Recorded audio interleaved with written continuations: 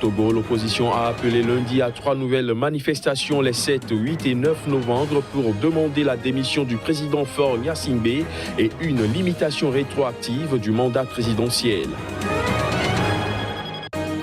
En RDC, des militants d'opposition qui avaient bravé hier le dispositif policier pour accueillir leur leader Félix Tshisekedi à Lubumbashi ont été dispersés à coups de gaz lacrymogène. On en parle dans cette édition. Et puis au Kenya, le gouvernement déclare que les services de sécurité sont prêts à assurer un déroulement calme et pacifique de la présidentielle du 26 octobre et demande la fermeté et la retenue dans le processus.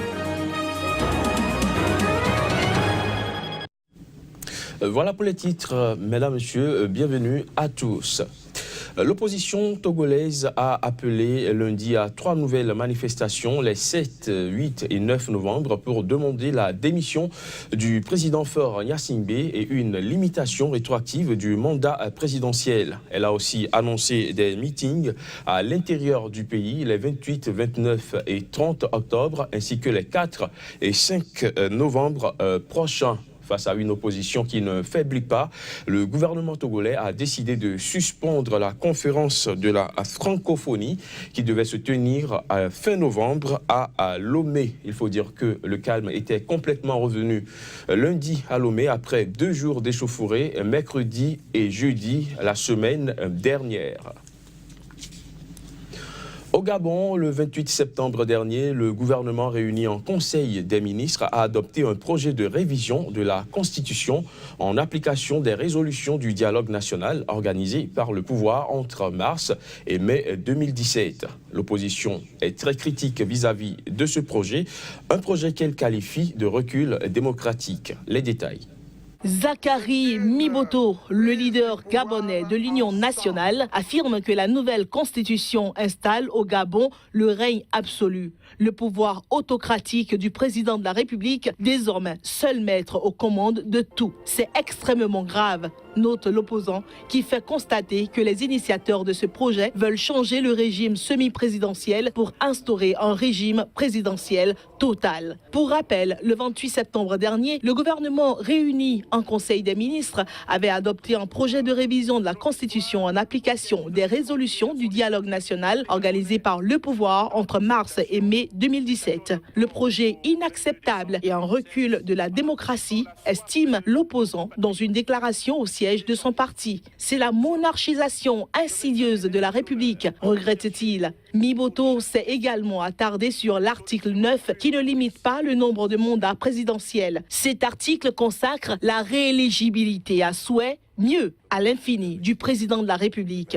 Un véritable recul démocratique qui fait que le Gabon devienne sa chose, son royaume, et les Gabonais, ses sujets. C'est encore là une preuve de plus de la monarchisation de la République, insiste-t-il. L'opposant a demandé aux députés de ne pas voter cette nouvelle constitution.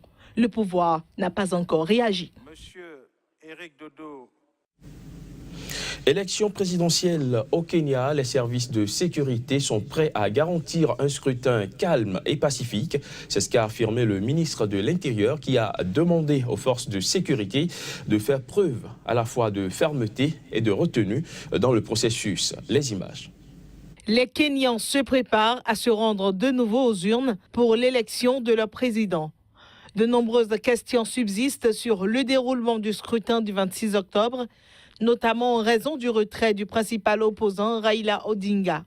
L'élection a été préparée dans la hâte par la commission électorale afin de respecter la date limite prévue par la Constitution.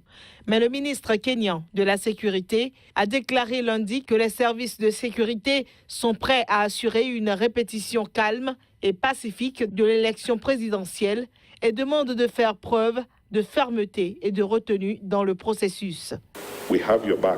Vous avez le soutien du ministère. Soyez ferme pour garantir que la loi soit respectée. Adoptez une attitude très objective et directe pour régler ce qui doit être réglé, en gardant à l'esprit que nous devons nous trouver dans un endroit où nous ne sommes jamais allés auparavant. Les passions sont exacerbées dans le pays en ce moment. Les émotions sont fortes. Nous avons aussi la responsabilité en tant que dirigeants de maintenir notre pays uni. Nous sommes tous citoyens de ce pays et nous avons tous un intérêt égal dans la stabilité et le succès de notre pays. Nous ne permettrons pas que ce genre de choses se produisent. Disons à nos frères et sœurs qui ont des opinions différentes des nôtres qu'ils en ont le droit, mais qu'ils n'ont pas le droit de détruire des biens, de détruire des vies et de nuire au bon ordre de la société. 20 ambassadeurs occidentaux ont dénoncé lundi la détérioration de l'environnement politique au Kenya. Ils ont par la même occasion appelé les responsables de tous bords à calmer les esprits. L'opposition a mené toute une série de manifestations pour tenter de faire pression sur l'IEBC qui ont été le plus souvent réprimées par la police. Les diplomates occidentaux ont soutenu lundi que si l'IEBC estime ne pas être prête à organiser l'élection, elle doit se tourner vers la Cour suprême pour obtenir un report au-delà du 31 octobre. En République démocratique du Congo, plusieurs dizaines de militants d'opposition qui avaient bravé hier lundi le dispositif policier mis en place pour accueillir leur chef de file, Félix Tshisekedi, à l'aéroport de Lubumbashi, dans le sud-est du pays, ont été dispersés à coups de gaz lacrymogène. Félix Tshisekedi, qui a exigé la libération immédiate de ses partisans arrêtés dimanche et lundi, a dénoncé le viol de 4 femmes par des policiers dans les locaux de la police, une accusation que le chef de la police de la province du Haut-Katanga a qualifiée de mensongère, indiquant par ailleurs que toutes les personnes arrêtées lundi ont été relâchées, sans préciser le sort qui a été réservé à ceux qui étaient détenus depuis dimanche. Restons en République démocratique du Congo pour dire que les Nations Unies sont montées au créneau et ont appelé lundi à Kinshasa les autorités congolaises à libérer immédiatement plusieurs opposants arrêtés dimanche à Lubumbashi. Plus de précisions à travers cet élément. Je demande instamment aux autorités congolaises la libération immédiate et inconditionnelle des personnes arrêtées arbitrairement hier à Lubumbashi, déclare dans un communiqué Maman Sidikou, chef de la mission de l'ONU en République démocratique du Congo. Je rappelle également aux autorités congolaises leurs obligations de garantir les libertés publiques et les droits civils et politiques à tous, conformément à la Constitution et aux engagements internationaux de la République démocratique du Congo, ajoute-t-il. Dimanche, au moins 28 militants de l'Union pour la démocratie et le progrès social UDPS, parti historique de l'opposition, ont été arrêtés selon la police, 48 selon leur parti à Lubumbashi. La MONUSCO condamne ces arrestations d'opposants survenus alors qu'ils participaient à une réunion privée au siège de l'UDPS. La mission onusienne est vivement préoccupée par les actes continus d'intimidation à l'encontre des membres de l'opposition, ajoute le communiqué. Au total, 28 activistes ont été arrêtés et sont détenus au cachot. Ils seront jugés selon la loi, avait déclaré dimanche le général Paulin Kyungu,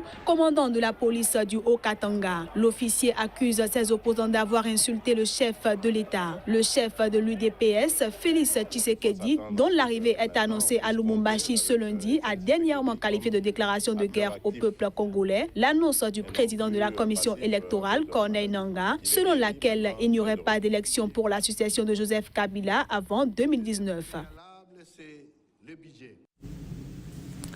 En Somalie, une semaine après l'attentat de Mogadiscio qui a coûté la vie à 358 personnes, le président somalien en tournée régionale était à Kampala, en Ouganda, pour rencontrer son homologue Yoweri Museveni. Au cœur des discussions, la riposte militaire contre les Chebabs. Pour les autorités somaliennes, la responsabilité des Chebabs dans l'attaque meurtrière du 14 octobre dernier ne fait aucun doute. C'est pour cette raison qu'ils souhaitent intensifier les opérations militaires de l'AMISOM, la mission de l'Union africaine en Somalie. Le but est de rendre visite aux pays qui contribuent à la force de l'Union africaine en Somalie. Les discussions porteront sur l'intensification des opérations militaires contre les Chebabs. L'objectif est aussi de demander à ces pays de soutenir le projet du gouvernement fédéral somalien de rétablir la paix et la stabilité. Samedi, le président Mohamed Farmajo a rencontré l'armée somalienne et il a demandé aux militaires de se tenir prêts pour les opérations contre les Chebabs. Ces opérations devraient débuter prochainement. Les forces sont en train d'être déployées. Ce n'est donc plus qu'une question de jours, voire d'heures, estime Abdirahman Osman, le ministre somalien de l'information. Les Chebabs, s'appuyant sur un service de renseignement performant, exploitent régulièrement les failles de l'appareil sécuritaire de Mogadiscio. Ainsi, les récents gains territoriaux autour de la capitale ont été réalisés parce que les forces somaliennes venaient de se retirer de ces zones sur fond de grogne de soldats non payés depuis 3 mois, relève l'International Crisis Group.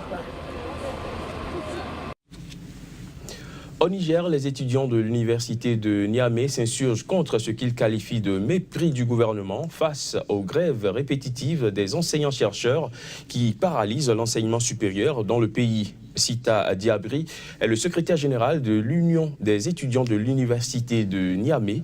On l'écoute. Le comité exécutif de l'IENUM dénonce l'hémorragie académique causée par les grèves perlées des enseignants et chercheurs pour non-satisfaction de leurs revendications. Ces comportements qui empoisonnent gravement les universités publiques qui sont dans une situation d'ivresse liée au retard académique n'est ni plus ni moins qu'un complot qui empêche aux enfants des pauvres d'étudier pour espérer devenir quelqu'un.